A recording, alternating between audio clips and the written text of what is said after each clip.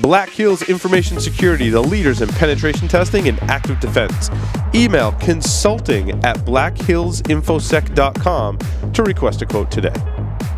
Threat Connect is the industry's most widely adopted threat intelligence platform. Built to unite the people, processes, and technologies across your security team, your organization, and your entire ecosystem of partners. Threat Connect's threat intelligence platform enables your team to collaborate, analyze, and make sense of threat data all in one place. Empower your team towards fast and efficient analysis that leads to decisive action. Transform your entire threat detection and response program today. Claim your free account at threatconnect.com/Security Weekly. Welcome back, everyone, to Security Weekly, where I'm here in studio.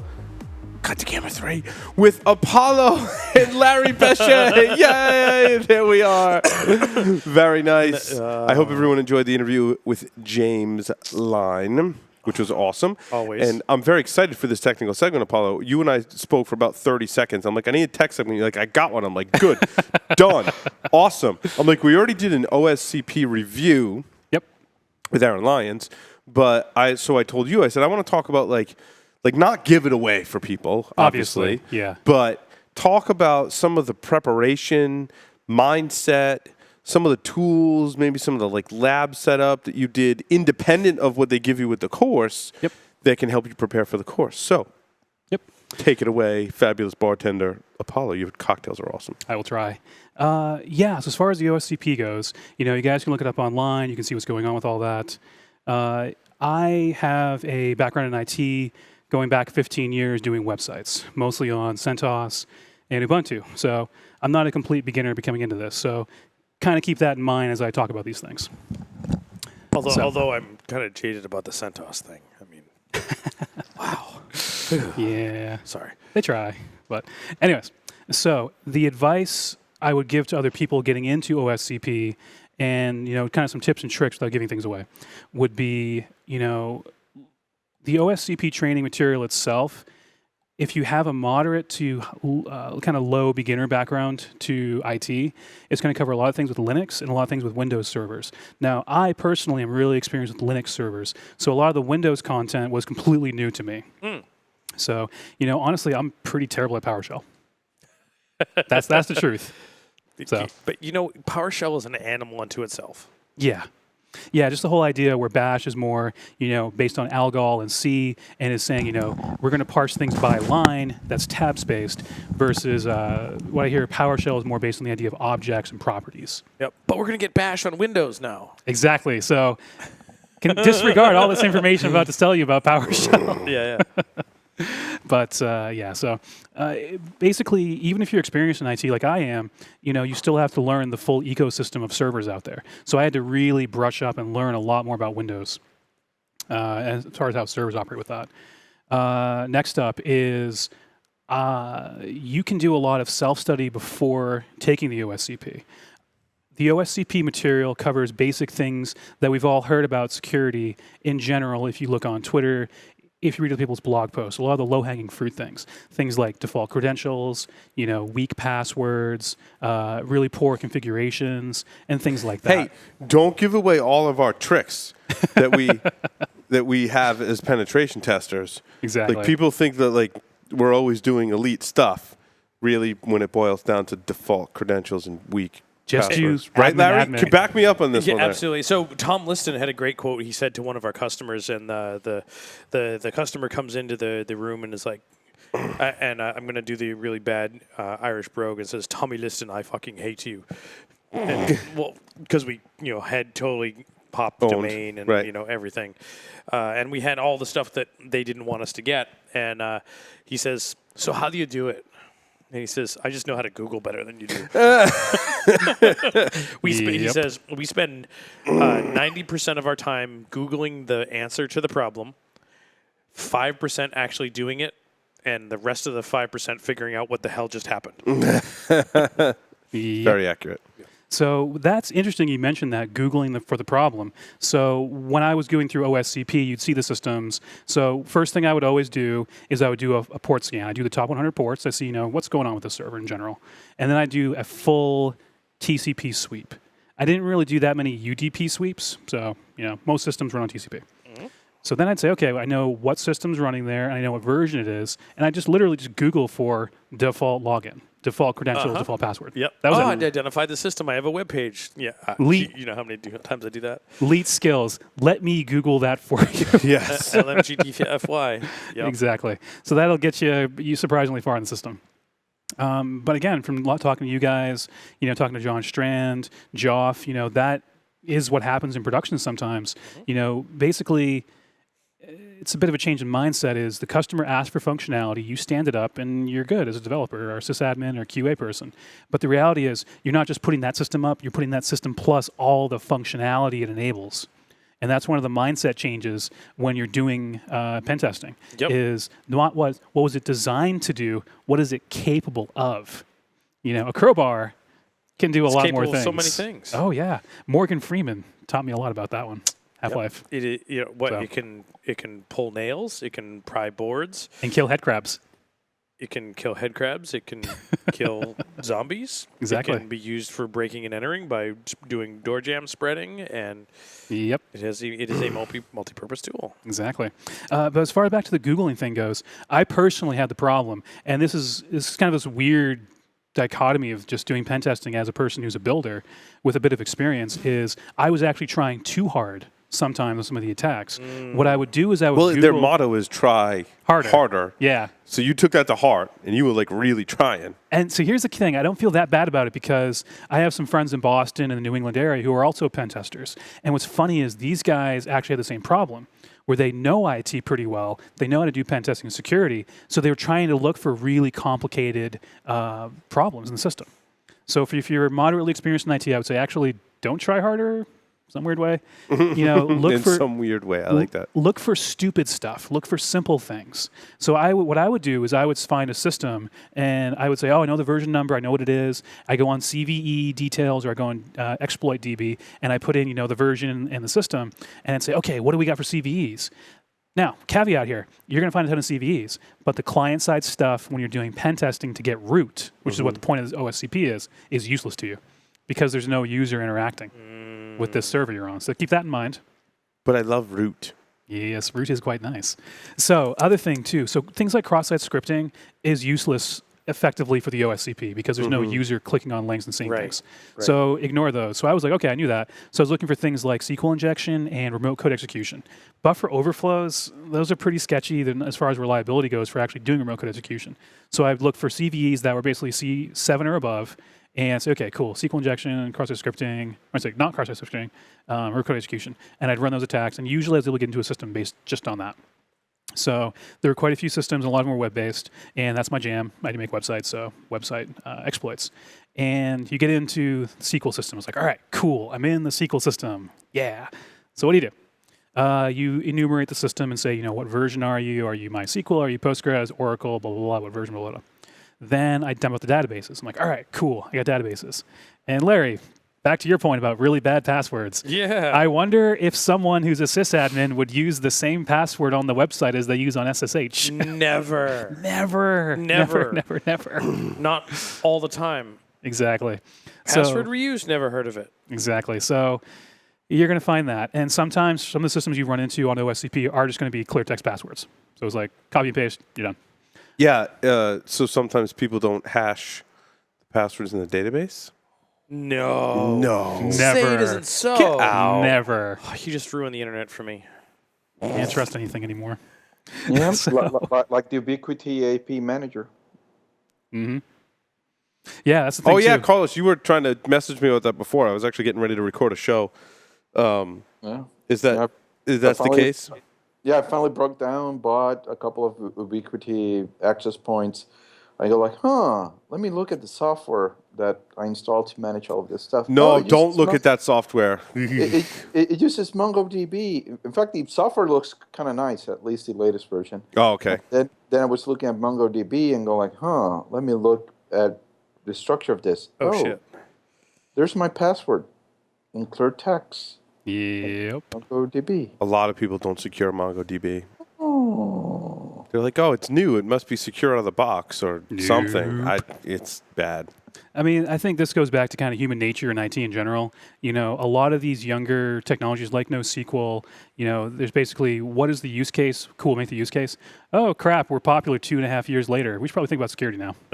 So, Oops. is what that is on that. So you're going to find passwords in clear text. Other times you're going to find passwords, you know, weakly encrypted. Ooh, we got the crazy MD5. So, yeah. God damn. Look up rainbow tables and all things like that. Next thing too is just really weak passwords.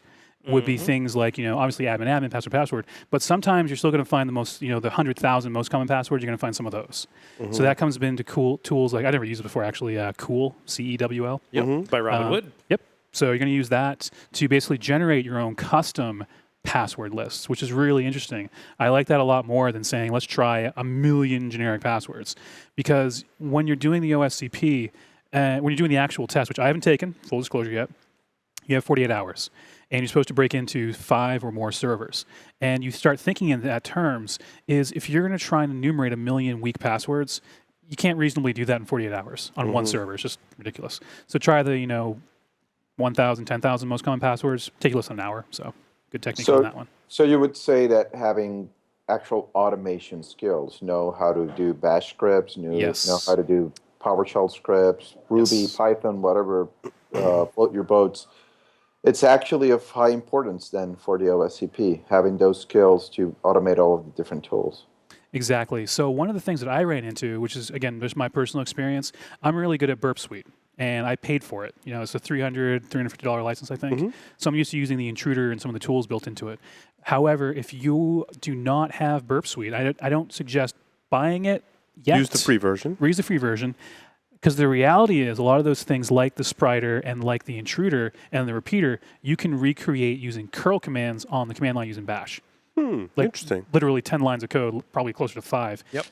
You have one file with your dictionary, one file doing, you know, one line doing a for loop, and you just kind of iterate. Curl, all the way down. Yep. And then you try and do some assertion on the results. And congratulations, a DIY, you know, Spider or intruder. Yep, and that's one of the things that I like doing when we do pen test reporting. We do some validation. Yep. Hey, how can you validate yourself that you fixed the problem? Well, here's a one-liner in curl. You may need to replace something on the command line for a cookie value, but we show you how to get the cookie value. Run this curl command, and if it comes back with something, you done not screwed up. Right. Or you did screw up, and you didn't fix the problem. Yeah, that's where you see the difference between a puppy mill pen tester and a real pen tester. Great point. At least that's the way I see it. When you look at a real pen tester, he will provide you in the report 3 pieces of information.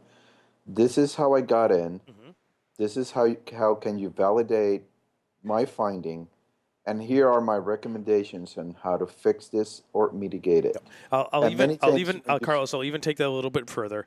Here's how I got in, and here's why you care that I got in this way. Put it in context. Yep. Oh, yeah. Why is this something that you want to fix? And then, you know, what are the things that you can do to fix it? And how can you validate that I got in this way, or how can you validate that your fix has worked? Right. In fact, 90% of the time when I'm looking at reports, which seems to be my current consulting gig for many customers lately, I'm finding that a lot of pen testers out there don't know how to secure or admin boxes. They have zero experience on the systems that they're running. They're just putting out what the tools spit out, or they say, no, this is insecure. How is it? Oh, I got shell. Cool, you got shell, but how do I mitigate this? How do I detect this? I don't know. That's your job. It's what I actually saw in the email thread of one of my customers. The pen tester actually told him, my job is to break stuff, not to fix it. That you should, if you want that, we can charge you extra for consulting, and we can bring somebody who knows. And Yeah. So I mean, very, very much. I mean, we wouldn't actually attempt to go fix that unless, you know, that was something that's what we wanted. But we want to provide the ability to say, here's what you need to go to do to fix that, but you need to understand what really this means in your environment. So at least for the IOCs, hey, when we do this, let's say I create a service. Hey, when we create a service, there's an event in the event log that says service was created, and you will see a service started or service stopped. you should monitor the registry key and set up auditing on that registry key for the services, and you should catch that. Something as simple as that, something that you can actually can up and put into your reports. Many pen testers do not look at what are the Signals, basically. yeah. I was going to use a tracking metaphor of spore and going like it. Who, as I put it, who, what, where, when, and why. Yep. Yeah. Yeah. And if you like that kind of stuff, we're actually hiring at Guardians, Larry at Guardians.com. There you go. No, seriously, we're hiring. We're like crazy, please. So Is there ever a time when we're not hiring? It's pretty. I mean, I guess my point is like if you're interested in doing penetration testing, it behooves you to contact us. Yeah. Any of us, because at any one given time, whether Larry it's at Guardians, we're John at Black Hills, we're trying to hire like crazy, and we need people. We need skilled people, and right. But like if you happen to not be hiring, maybe we are. Maybe we're hiring at both the same Hills, time, or maybe maybe Dave Kennedy. Yeah, but we're hiring at different skill levels, at different skill sets. So if you want to be involved with that, reach out to us and get us and maybe not right now. But maybe we say, Dave Kennedy's looking for someone that has your exact skill set right now, and we'll pass it along. Yeah, so I think it's a great point, Larry. At securityweekly.com. Yeah. Fire us off an email. Say, hey, I'm looking for this kind of work. And if we know somebody, we can certainly. Or maybe you're like, holy crap, that's the person we're looking to hire right there. Yep. Exactly. And so one of our, and not to totally hijack the please stuff. Yeah. People that complete the OSCP are probably looking for a job. So I think this is very relevant. And right? so one of our guys, and hopefully he's listening right now, that we hired not that long ago, but a little over a year ago, Jared. It was one of those, he always wanted to go work for Guardians. That was like his dream thing. And he didn't think he was ready. And my comment was to him on Twitter when he said, I don't know if I'm ready, I said, bits are cheap. Send your resume. It costs you almost nothing to send a resume to someone and tempt the fates. You never know. I mean, and we hired him. And he's fucking awesome. So it was one of those things that we far from regret hiring our recent guys. And they tempted the fates. They sent in cheap bits, and it totally worked out and was awesome. That's awesome. So, Apollo, going back to what you were saying, have you looked into automating your workflow? For example, let's say that you're using Metasploit. Have you decided, hey... Okay, let me stop you right there, Carlos. Okay. I don't use Metasploit. Okay. Let's say you use something like Empire. Or I don't use that either. Strike, or I don't use any automated scanners. They're not automated scanners. They're tool frameworks that can allow you to automate your workflow. For example, as one piece of code is grabbing passwords, you can actually script it so it will grab from the database those passwords that you have harvested and launch other modules in the background that can actually start brute forcing those in different services, depending on the services that you have in your database. Yeah, so again, I haven't personally used those, and that was a personal choice I made during it, the pen test I was doing in the OSCP, because I wanted, the whole goal for myself was to figure out how can I do as few steps as possible, as quickly as possible, in preparation for doing the test. It sounds good in theory. In practice, what I'm... So running a marathon with one leg, and you're trying to say how I can run it with one leg as quickly as possible.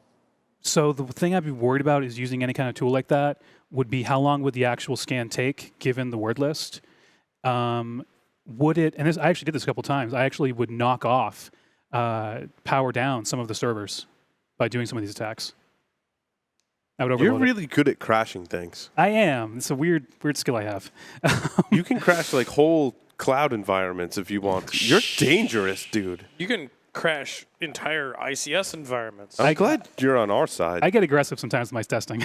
So, Carlos, in the OSCP context, just specifically, it makes sense. Some of these servers are kind of small, and I did knock over a few of them by doing automated scans. You're aggressive. You're aggressive in your penetration testing. Is what you're saying.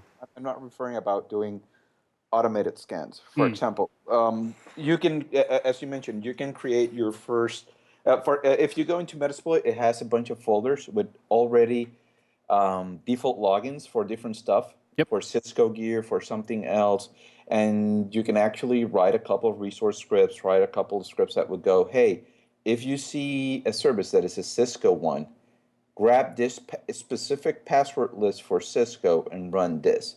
It allow when you mention, I think my beef is when you mention that Metasploit, Empire, or Cabal Strike, they're automated scanners. They're not. They're tool sets. They have a bunch of tools, modules, and other stuff inside of them that are automatable. They're scriptable. That can make your life a lot easier. What language? What is the scripting syntax they use to do that? Is that usually For example, Python or Ruby? In the case of Metasploit, it is Ruby. In the case of Empire, it is Python and PowerShell. In the case of Cabal Strike, it's their own language for Cortana. You can actually Wait, is Empire? I thought Empire was PowerShell Empire. No. PowerShell Empire, but the server runs in Python. Oh, okay. On Linux, and you have a SQLite database with a backend on it. It even has its own REST API. Excuse me. That you can connect to it via RESTful API. You can get the credentials and launch modules, and do all kind of cool stuff with it. Nice. So one thing I'd be worried about, one that sounds amazing to use as like an actual like professional pen tester, I'd be a little worried to suggest that to beginners. Just the installation time. You know, installing Metasploit from source, I've done it a bunch of times. It is a nightmare. Yeah, but right now it's only a .dev or a .bin in the case of OS X. They already have installers for free. And then the next thing I'd be worried about teaching this to beginners would be, you know, just the learning curve to, you know, learn not only the language, but also the syntax of the given system. Might be a little high versus just doing something like raw bash. Okay. That's my 2 cents. The tool I actually did use to automate my tax was Gauntlet, which I work on with James Wickett. That one uses given when then syntax. So it sets up the preconditions, and it's kind of a wrap around the command line. So you say preconditions, you know, you're logged in, you're on a certain page, run the command line attack with all the parameters, and then it does the assertions against the text. Because one thing that I find is really difficult in Bash is doing text assertions. If your regex contains multiple lines, that gets really messy really quickly. But if you do it in a higher level language like Ruby, like you mentioned earlier, some of those in systems, is you can do really simple text assertion saying begins with, contains, ends with, does not begin with, does not contain, does not end with, and it's a lot cleaner than doing it in raw bash. So I don't know, I think you and I could at least agree that for anyone doing this, learn Bash pretty well, learn PowerShell pretty well, and learn Python. Yep. I think that's a good note to end on. We're going to take a short break, come back with our security news for this week. Apollo, thank you very much. Anytime. Awesome. Thanks everyone else for contributing to this technical segment. And with that, we take a short break, come back. Security news for this week. Stay tuned.